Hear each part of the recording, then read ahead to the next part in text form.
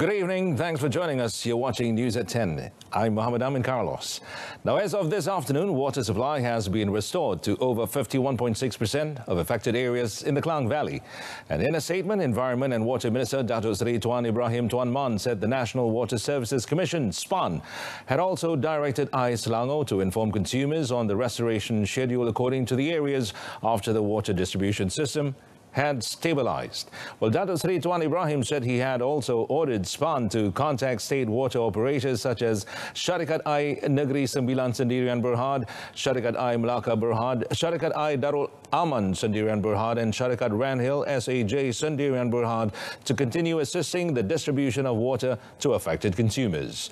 According to the minister, AIS Selangor has mobilized 114 water tanker lorries, including 9 from state operators, to provide 22 public stands, 70 static tanks, or rather 70 static tanks at 19 local service centres, as well as distributing 5 litres of drinking water to each affected consumer.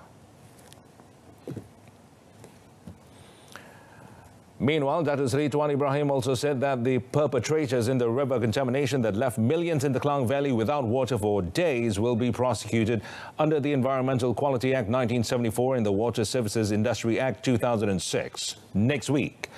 In a statement, Dato' Sri Tuan Ibrahim said his ministry will not compromise in prosecuting the guilty in accordance with the law. While he said enforcement activities are being taken by various agencies like National Water Services Commission, SPAN, Department of Environment, Selangor Water Management Authority, LUAS, and local enforcement along with the state and federal government. Dato' Sri Tuan Ibrahim also promised an amendment into current laws for heavier penalties for perpetrators.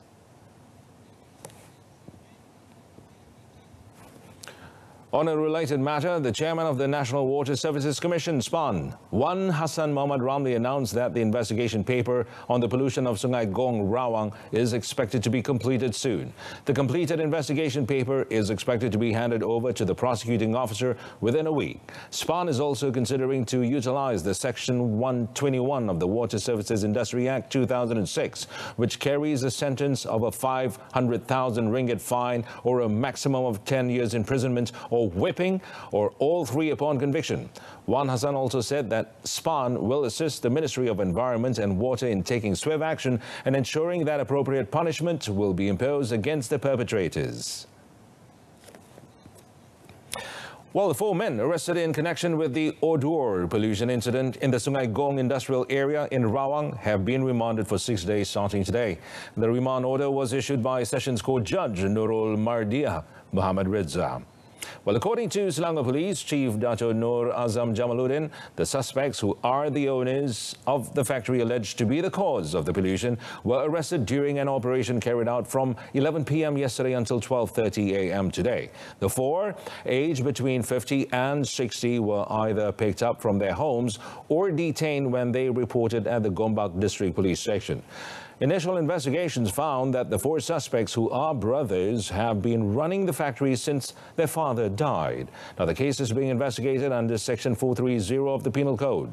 Pollution caused by the factory resulted in 4 Sungai Selangor water treatment plants, LRAs, suspending operations since Thursday, disrupting water supply to a total of 1,292 areas in the Klang Valley, Petaling, Klang, Shah Alam, Kuala Selangor, Hulu Selangor, Gombak, and Kuala Langat, involving nearly 1.2 million consumer accounts.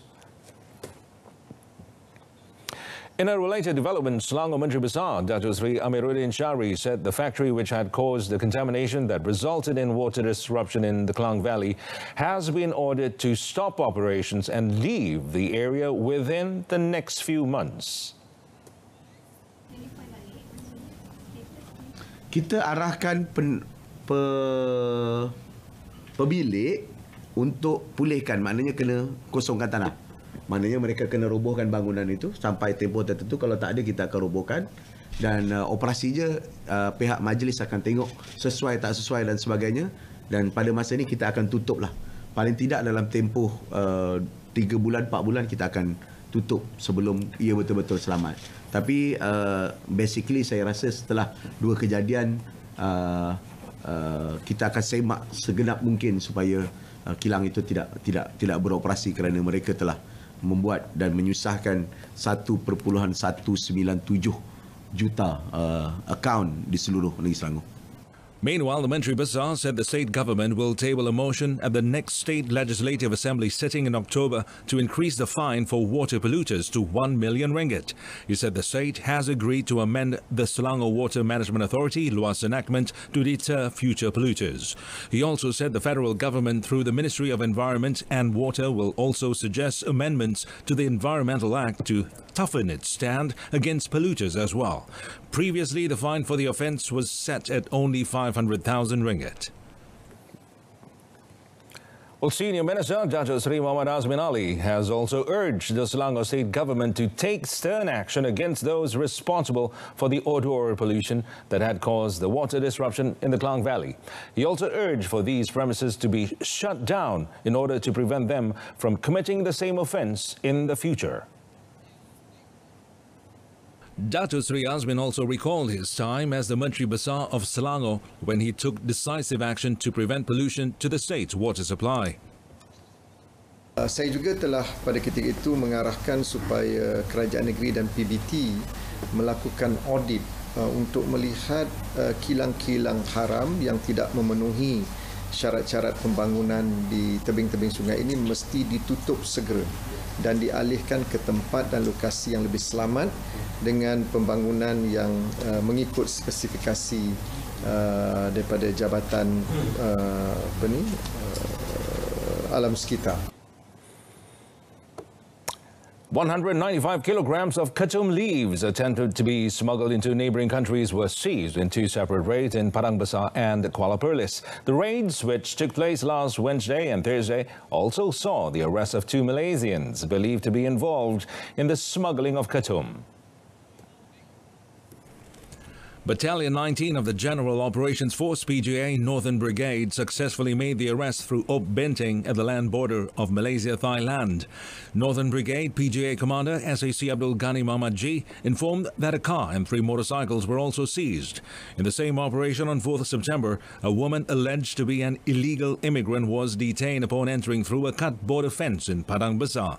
Also arrested was a Malaysian believed to be bringing in the illegal immigrant.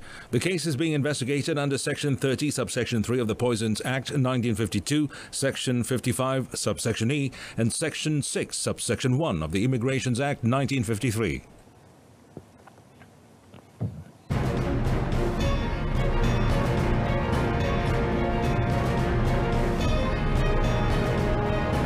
Coming up, Malaysia to take wait-and-see approach to WHO's COVAX initiative.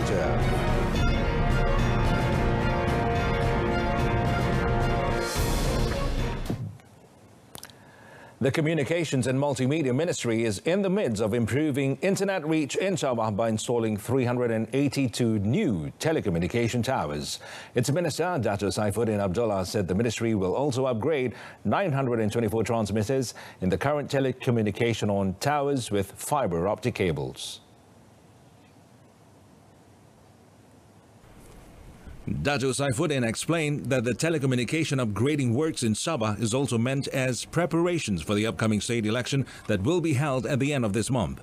He said the focus would be on nomination and vote telecenters as they are deemed important venues during an election. This besides benefiting the media workforce for quicker news delivery. Dan kita harus perbaiki dengan segera sebab kita boleh bayangkan dalam musim pilihan raya ni banyak aktiviti berkempen akan berlaku di media sosial. Jadi sebab itu kita berharap kita boleh membantu dalam masa yang segera. Dato' Saifuddin added that he will be in Sabah tomorrow to check on internet upgrading works and preparations for the election media center. Sabah state election is set to be held on 26 September, while nomination is set on 12 September. Well, 6 new COVID-19 positive cases were reported today. Now, 4 of them are imported cases who contracted the virus while overseas, involving 2 Malaysians and 2 foreigners. Now, meanwhile, the 2 locally transmitted cases were detected in Kedah and Sabah. Health Director General Tan Sri Dr. Nur Hisham Abdullah in a statement today said the case in Kedah originated from the Telaga cluster, while the other case in Sabah was identified in Lahad Datu. He also said 21 cases made a full recovery today, bringing the cumulative recovered cases up to 9,113 or 97.04% of total cases. 5 cases are currently being treated in intensive care units, with 3 of them requiring respiratory aid. No new deaths were recorded today, and the number of casualties remained at 128. Well, more close contacts of the Semenye Dua Immigration Detainment Depot clusters are to be screened by the Ministry of Health. Its Deputy Minister, Dato Dr. Nur Azmi Ghazali, said infection control and preventive measures as well as disinfection and sanitation process are currently being carried out continuously at the depot. Yang penting sekali, kita heran pengirim kena, maknanya sebab tu kita sarankan juga jaga kita punya mask, sebab kita tak tahu dengan siapa kita bercakap, jaga distance kita dan sentiasa cuci tangan. Ini senjata yang ada sebab ketika ini kita masih tidak ada ubat dan masih tidak ada vaksin. The newly detected cluster has currently infected 3 individuals, while active case identification and close contact screening have been conducted on 269 individuals in Selangor and Negeri Sembilan. 46 individuals were detained for flouting the Recovery Movement Control Order, the RMCO, yesterday. And in a statement, Senior Minister Dato Sri Ismail Sabri Yaakob said of that, 45 were issued compounds, while 1 remanded. The Senior Minister said the violations included organising a private party, failure to provide check-in facilities for customers, failure to wear face masks, premises that operated beyond stipulated hours, premises that operated without a business licence, as well as activities with large crowds and poor physical distancing. Well, the Task Force for Standard Operating Procedure, the SOP compliance led by police, conducted 55,838 checks on supermarkets, restaurants and hawker centres, factories, banks and government office buildings, as well as air, water and land transport terminals. Meanwhile, Dato Sri Ismail Sabri also said that a total of 79 roadblocks had been put up by the police and other related agencies under Binting operations. He said 26 arrests were made involving a skipper, 74 illegal foreigners and 4 smugglers. Safety is the #1 priority. Well, that was the response given by Health Minister Dato Sri Dr. Adham Baba when asked if Malaysia will participate in the COVID-19 vaccine allocation plan known as COVAX. He further explained that Malaysia will not be hasty in making decisions, as there are many factors that must be taken into consideration, such as science diplomacy approaches involving foreign vaccine developers. Efisien vaksin tersebut. Kedua, dia selamat tak the safety come first dan kita ada National Pharmaceutical Regulatory Agency yang diberi hak untuk menilai sekiranya kodeks ataupun ini penyertaan kita perlu atau tidak. Currently, 76 countries have committed to participating in the COVAX plan, led by the World Health Organization, WHO, aimed towards fair and just purchase and supply of the vaccines. According to Dato Sri Dr. Adham, Malaysia is successful in flattening the curve to almost single digits to curb the infection of COVID-19 and is focusing on managing imported cases from Malaysians returning from overseas. The ministry screens arrivals as soon as they arrive at the border to stop the spread of import cases. Argentine import Gonzalo Cabrera struck a hat-trick as Johor Darul Taksim or JDT thrashed Perak 7-0 to continue their relentless march towards a 7th successive Super League title at the Sultan Ibrahim Stadium Iskandar Putri yesterday. JDT, who led 4-0 at half-time, went ahead after just 21 minutes through a long-range attempt by Mohammad Afiq Fazali before Cabrera doubled their lead in the 35th minute. In the 45th minute, referee Muhammad Nazmir Nasaruddin pointed to the spot after JDT's Diogo Luis Santo was felled by Perak's Muhammad Rafiuddin Rodin. Cabrera coolly slotted home to make it 3-0. But JDT were not done yet as youngster Muhammad Ramadan Saifullah Osman slotted home goal number 4 in the first half injury time. JDT came back after the break looking just as hungry for goals as Cabrera completed his hat-trick in the 63rd minute before Muhammad Safawi Rasid and Muhammad Akhtar Abdul Rashid completed the rout for their 5th win in 6 matches. The win sees the Southern Tigers top the 12-team Super League standings with 16 points with 5 wins and 1 draw. It was a tough game in the beginning. It was difficult because Coach Mehmet knows how to organize a team. Tactically, they were very well shaped in the beginning. If they were not pressing high, they were in a unit, in a compact block, with the 2 lines of 4 and 2 strikers, very organized. And of course, they made the spaces very short, very small for us to develop what we wanted to develop. That was our game. Karena untuk kaki kiri Leandro melihat bukan keadaan yang baik.